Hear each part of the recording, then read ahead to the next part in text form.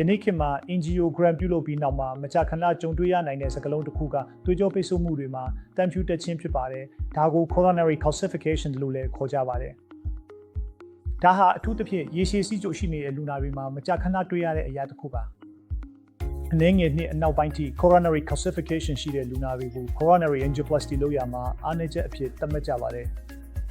အဓိကအားဖြင့်ဒီလိုလူနာတွေကို coronary angioplasty မလုပ်ဘဲ bypass ခွဲစိတ်မှုအတွက်လွှဲပြောင်းပေးကြတာကတန်ဖြူတက်နေတဲ့အစိတ်ပိုင်းကိုဖွင့်နိုင်တဲ့စက်ကိရိယာမရှိလို့ပါပဲ။ဒါပေမဲ့နောက်ဆုံးအချိန်နည်းငယ်အတွင်းမှာတော့ orbital arthrectomy, root ablation, laser နဲ့ intravascular lithotripsy စတဲ့နည်းပညာအသစ်တွေပုံမတိုးတက်လာပြီးသွေးကြောပိတ်ဆို့နေတဲ့တန်ဖြူတက်မှုကိုဖယ်ရှားနိုင်လာပါပြီ။ဒီနည်းပညာတွေကြောင့် coronary blockage ရှိတဲ့လူနာတွေကိုကုသပုံအနေနဲ့တကယ်တမ်းပြောင်းလဲမှုကြီးကြီးမားမားဖြစ်လာပါတယ်။ဒါကြောင့်တင်မှာ coronary blockages တင်ပြမှုရှိပြီး bypass ခွဲစိတ်မှုအကြံပြုခံရတဲ့လူနာတစ်ယောက်ရှိရင်ဒုတိယအကြံဉာဏ်တစ်ခုကိုလည်းယူနိုင်ပါတယ်